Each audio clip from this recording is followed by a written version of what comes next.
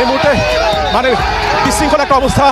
পুলিশের সাউন্ড গ্রেনেডও কিন্তু শব্দ আমরা শুনেছি এবং এবং শাহবাগে যে পুলিশের সাথে তাদের মুখোমুখি সংঘর্ষ এবং পুলিশ কিন্তু সাউন্ড গ্রেনেড। দর্শক, যে ভয়টা ছিল শেষমেশ সেটাই হলো। গ্লোবাল পাওয়ার বা বিশ্বশক্তিরা এখন মোহাম্মদ ইউনূসের সামনে একেবারে রেড লাইন টেনে দিয়েছে, সোজাসুজি কড়া হুঁশিয়ারি দিয়ে দিয়েছে আমেরিকা এবং রাষ্ট্রপুঞ্জ বা ইউএন। মোহাম্মদ ইউনূস একজন নোবেল শান্তি পুরস্কার বিজয়ী, তার সরকার এখন 3 দিক থেকে চাপের মুখে। ইউনূস সরকারের কাছে এখন জবাবদিহি চাওয়া হচ্ছে। বাংলাদেশের অন্তর্বর্তী সরকারের হাত থেকে কি তাহলে ক্ষমতা পুরোপুরি ফসকে গেছে? নির্বাচন যে কোনো মুহূর্তে বাতিল হতে পারে। যুক্তরাষ্ট্র এবং যুক্তরাজ্য সরাসরি নির্বাচন বন্ধ করতে বলছে। ইউনূস নিজেই বিশ্বাস করেন তো যে 12 তারিখে নির্বাচনটা হবে। এই জায়গায় এসে আওয়ামী লীগ প্রশ্নটি সামনে আনা উচিত, সবাই আনছে। আওয়ামী লীগকে ফেরাতেই হবে। আর এই চাপের মুখে ইউনূস সরকার একটি দ্বন্দ্বে পড়ে গেছে। ব্যস্ততম সময় পার করছেন শেখ হাসিনা। কবে দেশে ফিরবেন আবারও নতুন করে কি জানালেন? আওয়ামী লীগ প্রধান শেখ হাসিনা নির্বাসনে থেকেও ভারতের নয়াদিল্লিতে থেকেও তিনি প্রচন্ড ব্যস্ত সময় পার করছেন। আওয়ামী লীগের সেই ভয়ঙ্কর প্রত্যাবর্তন ফেব্রুয়ারি আগেই তবে সারা দেশে নৌকার মিছিল শুরু হতে যাচ্ছে কাপসে বিরোধী শিবিরে। কাদের গ্রিন সিগন্যালে এগোচ্ছে সব থেকে প্রাচীনতম এই দল আওয়ামী। 12 তারিখের ভোট পিছিয়ে যাওয়ার কথা এখন জোরে সোরে আলোচনায় আসছে এবং আসছে নির্বাচনে আওয়ামী লীগের অন্তর্ভুক্তির সম্ভাবনা, সেই আলোচনাও খুব জোরে সোরে চলছে। পাগলের মতো সেফ এক্সিট খুঁজতেই হবে ইউনূস এবং তার চেলাদের। ডক্টর ইউনূসের মাঝে চিন্তার ছাপ দিনে দিনে প্রকট হচ্ছে। ডক্টর ইউনূস ভয়ে আছে আওয়ামী লীগকে নিয়ে, যে আমি ভুল সিদ্ধান্ত নিয়েছি। কাদের কথায়, কাদের প্রতারণায় ডক্টর ইউনূস আওয়ামী লীগকে নিষিদ্ধ করে দিল। এটা ছিল ডক্টর ইউনূসের সবচেয়ে বড় ভুল। সম্মানিত দর্শক, নতুন একটা নিউজ ভিডিওতে আপনাকে স্বাগতম। তো আজকে দেখবো আমরা বিভিন্ন স্থানের বিভিন্ন খবর। তো দেশের এই অবস্থার পরেও যে এত মানুষ এত কথা বলতেছে, তাদের জন্য কিছু নিউজ তৈরি করেছে আমরা। তো অবশ্যই ভিডিওটা না টেনে শেষ পর্যন্ত দেখবেন। চলুন স্ক্রিনের উপর ভিডিওটা দেখে নিই। তার আগে যারা চ্যানেলটাকে সাবস্ক্রাইব করেন অবশ্যই চ্যানেলটাকে সাবস্ক্রাইব করবেন এবং ভিডিওটাতে অবশ্যই একটা লাইক দিবেন। এবং ভিডিও দেখার পরে বা দেখার আগে ভিডিওর যে থাম্বনেল সেটা দেখে আপনার কমেন্টে একটা মন্তব্য দিয়ে যাবেন। তো বেশি দেরি না করে স্ক্রিনের উপরে ভিডিওগুলো দেখে নিই। পুরো বাংলাদেশের দায়িত্ব মোহাম্মদ ইউনূস, একজন নোবেল শান্তি পুরস্কার বিজয়ী, যাকে একজন মসিহা বা ত্রাতা হিসাবে দেখা হচ্ছিল। আজ তিনি চারিদিক থেকে ঘিরে গেছেন, তার সরকার এখন 3 দিক থেকে চাপের মুখে। দর্শক, যে ভয়টা ছিল শেষমেশ সেটাই হলো। এখন ভারতের পাশাপাশি আমেরিকা ও ইউনাইটেড নেশনসও মোর্চা খুলে দিয়েছে। বাংলাদেশ সরকারের জন্য এটা একটা বিরাট সমস্যা। গ্লোবাল পাওয়ার বা বিশ্বশক্তিরা এখন মোহাম্মদ ইউনূসের সামনে একেবারে রেড লাইন টেনে দিয়েছে। আর তাদের এই অ্যাকশন সত্যিই দেখার মতো। ভারত এতদিন যা বলে আসছিল সেটাই সত্যি প্রমাণিত হলো। আর পুরো দুনিয়া এখন নয়াদিল্লির অবস্থানের উপর একেবারে শিলমোহর লাগিয়ে দিয়েছে। বর্ডারেও হালচাল শুরু হয়ে গেছে। বাংলাদেশে চলতে থাকা এই উথাল পাতাল এখন এমন এক বিপজ্জনক মোড় নিয়ে নিয়েছে, যার আওয়াজ শুধু এশিয়া নয়, 7 সমুদ্র পার করে নিউ ইয়র্ক আর ওয়াশিংটন পর্যন্ত শোনা যাচ্ছে। এতদিন যাকে শুধু একটা দেশের অভ্যন্তরীণ বিষয় বলে এড়িয়ে যাওয়া হচ্ছিল, হঠাৎ সেই ইস্যুটা বিশ্বের সবচেয়ে বড় পঞ্চায়েতের টেবিলে চলে এসেছে। বাংলাদেশের রাস্তায় আজ যা কিছু হচ্ছে তা বিশ্বের সবচেয়ে শক্তিশালী সংগঠনগুলোর কপালে চিন্তার ভাঁজ ফেলে দিয়েছে। তাহলে হঠাৎ কি এমন হলো যে রাতারাতি রাষ্ট্রপুঞ্জ থেকে শুরু করে আমেরিকা পর্যন্ত সবাইকে এত কড়া ভাষায় কথা বলতে হচ্ছে? কিভাবে বাংলাদেশের বিরুদ্ধে এখন ভারতের সাথেও আমেরিকা দলবল নিয়ে নেমে পড়েছে? বাংলাদেশের অন্তর্বর্তী সরকারের হাত থেকে কি তাহলে ক্ষমতা পুরোপুরি ফসকে গেছে? আর এই পুরো ঘটনায় ভারতের কূটনৈতিক জয় কিভাবে লুকিয়ে আছে? দর্শক, এই প্রতিবেদনে আমরা এই ধামাকাদার খবরের পুরো ইনসাইড স্টোরি আপনাদের বলবো। তো ভিডিওর শেষ পর্যন্ত সাথে থাকুন। আর এই বিষয়ে আপনার কি মতামত তা কমেন্ট বক্সে অবশ্যই জানাবেন। তো আসলে পুরো ব্যাপারটা কি, কেন হঠাৎ ঢাকার সরকার এখন দুনিয়ার নিশানায় চলে এলো? আসুন এই কূটনৈতিক আর গ্রাউন্ড রিয়ালিটির এক একটা জট খুলি। সবার আগে সেই পরিস্থিতিটা বুঝুন যা আন্তর্জাতিক ক্ষোভের জন্ম দিয়েছে।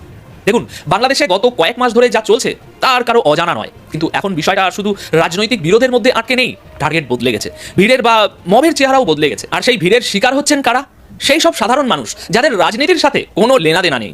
যখন ঢাকার রাস্তায় আইনের শাসন শেষ হতে শুরু করলো, তখন বিশ্ব বুঝতে পারলো যে এই আগুন শুধু একটা দেশের মধ্যে সীমাবদ্ধ থাকবে না। এখন প্রশ্ন উঠছে, মোহাম্মদ ইউনূসের সরকার, যাদের উপর দুনিয়ার অনেক আশা ছিল, তারা কি পরিস্থিতি সামলাতে ব্যর্থ হচ্ছে? কট্টরপন্থী শক্তিরা কি এখন সরকারের চেয়েও বেশি পাওয়ারফুল হয়ে গেছে? আর সবচেয়ে গুরুত্বপূর্ণ প্রশ্ন হলো, আমেরিকা আর রাষ্ট্রপুঞ্জের এই বয়ান কি বাংলাদেশের রাজনীতিতে কোনো বড় ভূমিকম্প আনতে চলেছে? এই সব প্রশ্নের উত্তর আমি এই প্রতিবেদনের পরের অংশে দিচ্ছি। দর্শক, গল্পের সবচেয়ে বড় টুইস্ট তখন এলো যখন রাষ্ট্রপুঞ্জ বা ইউএন তাদের নীরবতা ভাঙল। দেখুন, সাধারণত রাষ্ট্রপুঞ্জ কোনো দেশের অভ্যন্তরীণ ব্যাপারে এত জলদি এবং এত কঠোরভাবে নাক গলায় না, কিন্তু এবার জল মাথার উপর দিয়ে চলে গেছে। ইউএন মহাসচিব অ্যান্তোনিও গুতেরেসের মুখপাত্র স্টিফেন ডুজারিক যে বয়ান দিয়েছেন তা কোনো সাধারণ কূটনৈতিক মন্তব্য নয়, বরং একটা কড়া সতর্কবার্তা। তিনি স্পষ্ট ভাষায় বলেছেন, বাংলাদেশের বর্তমান পরিস্থিতি অত্যন্ত উদ্বেগজনক। দেখুন, কূটনীতির দুনিয়ায় এই শব্দগুলোর ওজন অনেক বেশি। ডুজারিক সোজাসুজি বলেছেন, অন্তর্বর্তী সরকারের এটা দায়িত্ব যে তারা প্রতিটি নাগরিকের সুরক্ষা নিশ্চিত করবে। দর্শক, খেয়াল করবেন, এখানে প্রতিটি নাগরিকের উপর জোর দেওয়া হয়েছে, যার সোজা ইঙ্গিত সেই সংখ্যালঘুদের দিকে, যারা গত কিছু সময় ক্রমাগত হিংসার শিকার হচ্ছেন। ইউএন পরিষ্কার করে দিয়েছে যে ধর্ম, জাতি বা পরিচয়ের ভিত্তিতে কারো সাথে বৈষম্য করা চলবে না। ঢাকার গদিতে বসা ইউনূস সরকারের জন্য এই বার্তা কোনো বড় ঝটকার চেয়ে কম নয়। ইউএনের মানবাধিকার হাই কমিশনারও এই আগুনে ঘি ঢালার কাজ করে দিয়েছেন। তিনি স্পষ্ট করে দিয়েছেন যে 2026 সালের ফেব্রুয়ারিতে সেখানে নির্বাচন হওয়ার কথা, আর যদি এই পরিস্থিতি চলতে থাকে তাহলে নির্বাচনের কোনো মানেই থাকবে না। অর্থাৎ বিশ্ব এখন বাংলাদেশকে একটা ডেডলাইন আর ওয়ার্নিং দুটোই দিয়ে দিয়েছে। হিংসা এখনই থামাতে হবে, নইলে এর ফলাফল খুব খারাপ হতে পারে।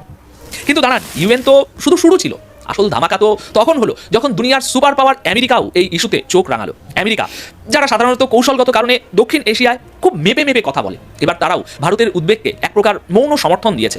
আমেরিকান হাউস অব রিপ্রেজেন্টেটিভ অর্থাৎ তাদের সংসদের নিম্নকক্ষের দুই প্রধান সংসদ রাজা কৃষ্ণমূর্তি এবং সুভাষ সুব্রমণিয়াম মোর্চা সামলে নিয়েছেন। দেখুন, এরা কোনো ছোটখাটো নেতা নন। ওয়াশিংটনের পাওয়ার করিডোরে এদের কথার বেশ ওজন আছে। রাজা কৃষ্ণমূর্তি যে ঘটনার উল্লেখ করেছেন তা যে কোনো মানুষের বুক কাঁপিয়ে দেওয়ার জন্য যথেষ্ট।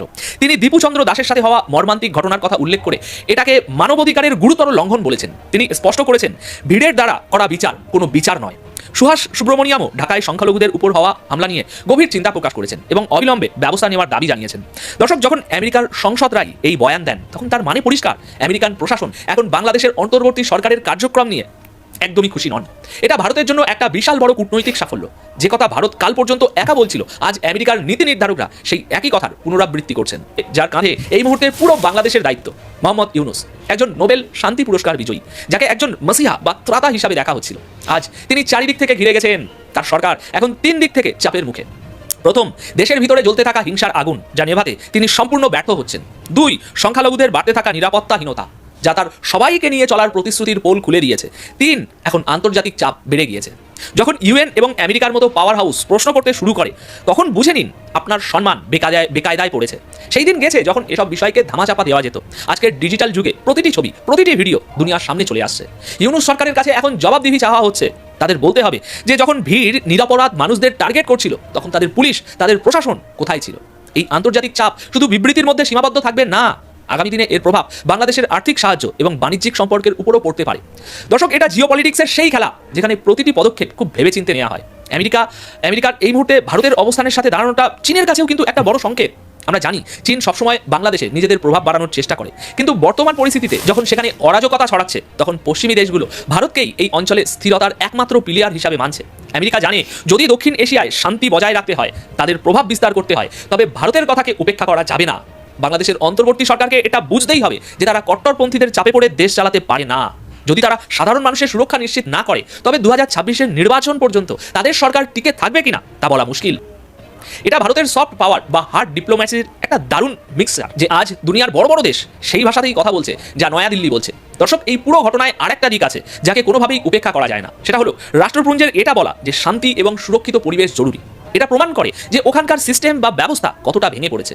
পুলিশ স্টেশনে হামলা, সরকারি বিল্ডিংয়ে আগুন লাগানো, এগুলো কোনো গণতন্ত্রের লক্ষণ নয়, বরং এটা মব রুল বা ভিড়তন্ত্রের লক্ষণ। আজ যখন বিশ্ব জেগে উঠেছে তখন আশার একটা আলো দেখা দিয়েছে যে হয়তো এবার ওখানকার সরকারের ঘুম ভাঙবে বা জেগে উঠবে এবং কোনো জোরালো পদক্ষেপ নেবে। প্রধান এবং মৌলিক প্রশ্নটি করি আপনাদের, যদি নির্বাচন নিয়ে বাস্তব কোনো শঙ্কা না থাকে, যদি প্রশাসনিক প্রস্তুতি এগিয়ে যায়, যদি প্রার্থীরা মনোনয়ন জমা দেন, যাচাই বাছাই হয়ে যায়, জোট গঠিত হয়, কার্যালয় খোলে নির্বাচনের, তাহলে রাষ্ট্রের প্রধান বা প্রধান উপদেষ্টা কেন বারবার তারিখ করছেন বলেন তো? বারবার কেন বলছেন যে 12 তারিখেই হবে, একদিন আগেও নয়, একদিন পরেও নয়? কেউ কি তাকে বলেছেন নির্বাচন বন্ধ করতে? কোন উপরের মহল? ইউনূসের তো উপরের মহল আছে, আমরা জানি, তাই না?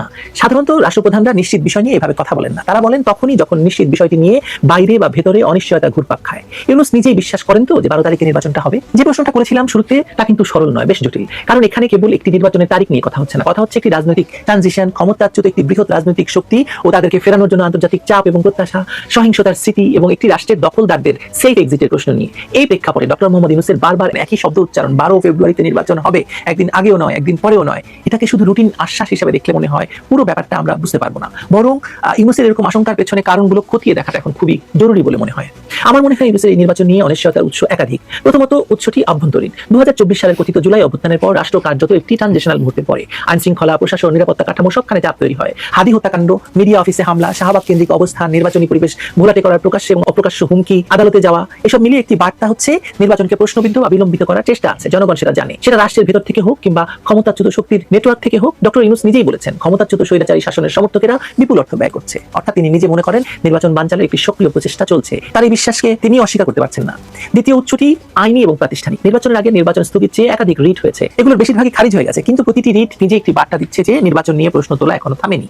এমন পরিস্থিতিতে একজন ট্রানজিশনাল সরকারের প্রধানের কাছে তারিখ শুধু ক্যালেন্ডারের বিষয় নয়, এটি রাষ্ট্রের কর্তৃত্ব প্রদর্শনের মাধ্যমও। 12 তারিখই হবে এই যে বাক্যটি তিনি বারবার বলছেন, আসলে আদালত, আমলাতন্ত্র, নিরাপত্তা বাহিনী এবং রাজনৈতিক মাঠ সবার জন্য একটি লাল দাগ। এই তারিখটি তিনি বারবার সেই লাল দাগের কথা স্মরণ করছেন। তৃতীয়ত এবং সবচেয়ে সংবেদনশীল উৎসটি আসলে আন্তর্জাতিক। যুক্তরাষ্ট্র এবং যুক্তরাজ্য সরাসরি নির্বাচন বন্ধ করতে বলছে, এমন কোনো প্রকাশ্য প্রমাণ নেই, কিন্তু তারা যে অংশগ্রহণমূলক নির্বাচন চাইছে সেটা গোপনও নয়। 5 জন মার্কিন কংগ্রেস সদস্যের চিঠি সেই বাস্তবতার একটি লিখিত রূপ, যেখানে স্পষ্ট উদ্বেগ প্রকাশ করা হয়েছে যে একটি বড় রাজনৈতিক দলের নিষেধাজ্ঞা ভোটারদের বড় অংশকে বঞ্চিত করতে পারে। এটি কোনো নির্বাহী আদেশ নয়, কিন্তু এটি উপেক্ষণীয় নয়, কারণ ডক্টর ইউনূস জানেন তার সরকারের আন্তর্জাতিক বৈধতা নেই। নির্বাচনের উপর নির্ভর করছে তার সেফ এক্সিট এবং নির্বাচনের চরিত্রের উপর নির্ভর করছে ভবিষ্যৎ সরকারের গ্রহণযোগ্যতা। এই জায়গায় এসে আওয়ামী লীগ প্রশ্নটি সামনে আনা উচিত, সবাই আনছে। যুক্তরাষ্ট্র বা যুক্তরাজ্য কেউ প্রকাশ্যে বলছে না, আগেই বললাম যে আওয়ামী লীগকে ফেরাতেই হবে, কিন্তু তারা এটাও বলেনি নিষেধাজ্ঞা ঠিক আছে। তারা প্রশ্ন তুলছে, প্রশ্ন মানে এই চাপের নরম সুর, আর এই চাপের মুখে ইউনূস সরকার একটি দ্বন্দ্বে পড়ে গেছে। একদিকে তথাকথিত জুলাই অভ্যুত্থানের নৈতিক ম্যান্ডেট, অন্যদিকে আন্তর্জাতিক অন্তর্ভুক্তিমূলক গণতন্ত্রের প্রত্যাশা। এই দ্বন্দ্ব থেকে জন্ম নিচ্ছে বারবার তারিখ উচ্চারণের মানসিকতা, যেন বলা হচ্ছে আলোচনা, চাপ, প্রশ্ন সব থাকুক, কিন্তু তারিখটা বোধহয় বদলাতে পারবো না বা তারিখটা বদলাবে না, আপনাদের নিশ্চিত করতে চাই। মানে খুব উনি বলছেন, সবাইকেই বলছেন। তাহলে প্রশ্ন হলো যে অ্যালবার্ট গোম্বেস এবং মোরস্ট্যানের সফর কি এ কারণেই? তারা অফিসিয়াল প্রতিনিধি নন যুক্তরাষ্ট্রের বা ট্রাম্প সরকারের, কিন্তু তারা ওই ট্রাম্প সরকারের একটি নীতিবৃত্তের মানুষ। তারা সিদ্ধান্ত নেন না, কিন্তু সিদ্ধান্তের পরিবেশ বোঝেন এবং সেই বোঝাটা তারা গিয়ে ট্রাম্প সরকারকে জানান। তাদের সঙ্গে বৈঠকে ইউনূস আবারও একই কথা বলেছেন, তারিখ বদলাবে না। এটাকে শুধু সৌজন্য বাক্য বলা কঠিন, বরং এটি ছিল একটি সিগন্যালিং। আপনারা যত প্রশ্নই করুন, নির্বাচন আমার লাল রেখা। মানে একই কথা তিনি মার্কিন বিশেষ দূত সার্জিও গোরকেও বলেছিলেন, জাতিসংঘের মহাসচিবকে বলেছিলেন, বিদায়ী মার্কিন চার্জ দ্য অ্যাফেয়ার্সকে বলেছিলেন। অর্থাৎ শ্রোতা বদলালেও তার বাক্য বদলায়নি। এর মানে তিনি শুধু অন্যদের বোঝাচ্ছেন না, তিনি নিজেকেও এটি এই সিদ্ধান্তে আটকে রাখার চেষ্টা করছেন। কেউ না কেউ তো তাকে চাপ দিচ্ছে দিবারাত্রি। এই চাপের কারণে তিনি বারবার একই কথা বলছেন। তার মানে সবচেয়ে গুরুত্বপূর্ণ ব্যাখ্যাটা কি? ডক্টর ইউনূসের সরকার জানে নির্বাচন তাদের সেফ এক্সিট। নির্বাচন পিছালে সংস্কারের গভীরতা, সময়ের দ্বন্দ্ব সবকিছু তীব্র হবে। যতদিন যাবে তত নতুন দাবি আসবে, আরো সংস্কার, আরো বিচার, আরো নিষেধাজ্ঞা, না কিছু। এই চক্র থেকে বেরোনোর একমাত্র রাস্তা হলো নির্দিষ্ট দিনে নির্বাচন। তাই বারবার তারিখ উচ্চারণ এক ধরনের আত্মনিয়ন্ত্রণ বটে। মানুষ উনি যেরকম নির্বাচন হবে, নির্বাচন 12 তারিখে হবে, আমার মনে হয় সারাদিন উনি এটাই জব করেন, এবং না হলে যে তার অবস্থা খারাপ হয়ে যাবে, তার পায়ের তলা থেকে মাটি সরে যাবে, তার সেফ এক্সিট সরে যাবে, এই জায়গা তিনি বোধহয় ভুলতে পারছেন না। তার মানে কি? মানে তিনি নিজেই তারিখটি নিয়ে সন্দিহান, তারিখটি বিশ্বাস করতে পারছেন না। বরং উল্টোটা বলা যায়, তিনি তারিখটিকে এতটাই বিশ্বাস করতে হয়তো চান যে সেটিকে বারবার উচ্চারণ করে বাস্তবে পরিণত করতে চান। রাজনীতিতে অনেক সময় বিশ্বাস আগে আসে, বাস্তবতা পরে। তার বারবার বলা আসলে এক ধরনের রাজনৈতিক অ্যাক্ট, যার মাধ্যমে তিনি অনিশ্চয়তাকে কথা দিয়ে চেপে ধরতে চান হয়তো। শঙ্কা নেই, এই কথাটি সত্য নয়। নির্বাচন যে কোনো মুহূর্তে বাতিল হতে পারে। এই তফসিলে নির্বাচন হবে না, সেটা আমার মনে হয়, আমার মতো বাংলাদেশের অনেক সাংবাদিকের মনে হয়, এবং ভোটের মাঠে সাধারণ মানুষ মনে করেন। মানে ভোটার আছে সাধারণ মানুষ, কিন্তু প্রার্থীরা এখনো ঢাকায়। অনেক প্রার্থী এখনো পর্যন্ত ভোটের ময়দানে কোনো জানি নাই, ফলে উত্তাপ হয়নি ভোটের ময়দানে। প্রস্তুতি আছে, কিন্তু উৎসব নেই। এটাই আসল কারণ প্রশ্নের বা গুজবের বা চাপের। আর সেই প্রশ্নের পাহাড়ের উপর দাঁড়িয়ে ডক্টর ইউনূস একটাই জিনিস ধরে রেখেছেন শক্ত করে, 12 তারিখ। তসবিহ জপার মতো যখন তখন যার তার সামনে বলে চলেছেন তিনি এই তারিখটার কথা। প্রশ্ন হলো তার ভয়টা কোথায়? কারা তাকে নির্দেশনা দিচ্ছে 12 তারিখ ভোট না করার? যে তিনি প্রতিদিন কাঁপতে কাঁপতে 12 তারিখ 12 তারিখ 12 তারিখ করছেন, একদিন আগেও না, একদিন পরেও না বলছেন। নিজের বিশ্বাস না থাকলে কেবল মানুষ এরকম ভাবে একই কথা বারবার বলে নিজেকেই শোনাতে থাকে। কি ঠিক বলেছি না আমি? আমরা হিসাব করে দেখেছি যে বিএনপির মধ্য থেকে প্রায় 3 শাসনে হয়তো মনোনয়ন চূড়ান্ত করেছে। সেখানে 50 থেকে 60 জন আওয়ামী লীগের লোকজনকে মনোনয়ন দেওয়া হয়েছে। তো এটা কিন্তু খুব নর্মাল বিষয় নয়, খুব ছোট বিষয় নয়। এগুলো হচ্ছে রাজনৈতিক একটা সিস্টেম, কালচারে পরিণত হয়ে গেছে। এই এত কিছু হিসাব নিকাশ করার পরেও যতগুলো দেখা যাচ্ছে, নির্বাচন যত ঘনিয়ে আসছে, ডক্টর ইউনূসের মাঝে চিন্তার ছাপ দিনে দিনে প্রখর হচ্ছে। কেমন চিন্তার ছাপ প্রখর হচ্ছে? ডক্টর ইউনূস ভয়ে আছে আওয়ামী লীগকে নিয়ে, যে আমি ভুল সিদ্ধান্ত নিয়েছি। কাদের কথায়, কাদের প্রতারণায় ডক্টর ইউনূস আওয়ামী লীগকে নিষিদ্ধ করে দিল। এটা ছিল ডক্টর ইউনূসের সবচেয়ে বড় ভুল। আজকে সেই ভুলের মাসুল তাকে দিতে হচ্ছে। একদিকে বিদেশিদের একটা চাপ, কোণঠাসা রসাল ডক্টর ইউনূসকে চেপে ধরেছে। মনে হচ্ছে আসমান ভেঙে ডক্টর ইউনূসের মাথার উপর পড়ছে। ওই ছোট্ট মাথাটা তিনি নিতে পারছেন না। ওই ছোট্ট মাথার ওই আসমান ভাঙ্গার যে গর্জন, আওয়ামী লীগকে নিষিদ্ধ করার যে গর্জন, এই গর্জনটুকু সহ্য করতে পারছে না। আজকে তিনি বেকাই দেয়, চরম লেভেলের বিপদে। বুঝতে পারছেন বিষয়টা?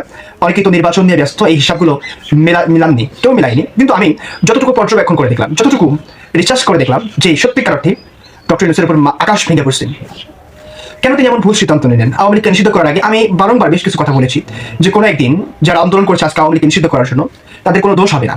তারা কৌশলে সেখান থেকে কেটে চলে যাবে, কিন্তু পুরো দায়ভারটা, পুরো সিস্টেমের ক্ষতিপূরণটা ডক্টর ইউনূসের মাথার উপর এসে পড়বে। বিষয়টা আপনি বুঝতে পারছেন? এখন তাই পড়েছে, বিদেশি মহল থেকে নানান চাপ আসছে আওয়ামী লীগের বিষয়ে। দেখতে পাচ্ছি যে অস্ট্রেলিয়া, যুক্তরাজ্য, আমেরিকা, পশ্চিমা যে দেশগুলো রয়েছে খুবই প্রেশারাইজ করছে ডক্টর ইউনূসকে। এই বৃদ্ধ বয়সে এসে এত প্রেশার দেওয়াটা তার শরীরের পক্ষেও মোটেও ভালো না। তো এই জন্য তিনি চাইছেন তাড়াহুড়া করে নির্বাচন দেওয়ার জন্য। গত দুদিন আগে একটা বৈঠক হয়েছে দুইজন কূটনৈতিকের সাথে আমেরিকার। তাদের আলোচনার প্রধান যে বিষয় ছিল সেটা হচ্ছে আওয়ামী লীগের নির্বাচন প্রসঙ্গে। ডক্টর ইউনূস তাদেরকে একটা ব্যাখ্যা দিয়েছেন যে তিনি মনে করেছিলেন যে আওয়ামী লীগ হয়তো ক্ষমা চাবে, এই ক্ষমা চাওয়ার মধ্যে দিয়ে একটা রিকনসিলিয়েশন হবে, তাদেরকে নিয়ে একটা তদন্ত কমিশন গঠন করা হবে, এরপরে তাদেরকে নির্বাচনে অংশগ্রহণ করার সুযোগ দেওয়া হবে। কিন্তু আওয়ামী লীগ তো নাসর বান্দা, তারা ক্ষমাও চাননি, আর সরকারও তো বলা চলে একেবারেই তুখোর লোক বসেছে। তিনি আর আওয়ামী লীগকে ব্যাক করানোর চেষ্টা মনে করেননি। আজকে বিষয়টা এতটাই ক্রিটিক্যাল হয়ে গেছে, এতটাই সেন্সিটিভ হয়ে গেছে যে সরকারের জন্য ওটা বিপদের কারণ হয়ে গেছে। এখন বিদেশি মহল থেকে বলা হচ্ছে যে আওয়ামী লীগের সমর্থকদেরকে বাদ দিয়ে একটা নির্বাচন হলে সেই নির্বাচন আন্তর্জাতিক মহলে কতটা গ্রহণযোগ্য হবে, কতটা প্রাধান্য পাবে, কতটা ফলপ্রসূ হবে, এই আলোচনাগুলো কিন্তু দিনের পর দিন রাজনীতি মাঠে আসতে শুরু করেছে। আমরা জানি না কতটুকু ফলপ্রসূ হবে, কতটুকু সাকসেস হবে, কতটুকু সফল হবে। তবে হ্যাঁ, রাজনীতির মাঠে একটা বিপর্যয় কিন্তু আমরা অলরেডি দেখতে পাচ্ছি। কেমন বিপর্যয়? আপনি যদি দেখেন যে এই যে বিপর্যয়টা, এই যে রাজনীতির যে একটা সিস্টেমগুলো দেখেন, তাহলে সেখানে কিন্তু আওয়ামী লীগকে বাদ দিয়ে কোনো কিছু করাই সম্ভব নয়, দুষ্কর একটা ব্যাপার হয়ে যাচ্ছে। আগামী নির্বাচনের ট্রাম্প কার্ড আওয়ামী লীগ হয়ে গেছে। বিএনপি জামাতের গেম চেঞ্জার হতে পারে আওয়ামী লীগ। বুঝতে পারছেন যে কত বড় একটা অংশ? এটা ছোটখাটো কোনো অংশ নয়, বিশাল বড় একটা অংশ। আর তাদের যে আন্তর্জাতিক অঙ্গনে তাদের যে অভিজ্ঞতা, আন্তর্জাতিক অঙ্গনে যে তাদের যে গ্রহণযোগ্যতা, এটা ডক্টর ইউনূস। তো সম্মানিত দর্শক, এই ছিল আজকেকার নতুন ভিডিওতে। তো যারা যারা ভিডিওটা দেখে পছন্দ হয়েছে অবশ্যই লাইক দিবেন এবং কমেন্টে আপনার মন্তব্য সরাসরি বলে যাবেন। তো আমাদের কমেন্ট বক্স আপনাদের জন্য খোলা।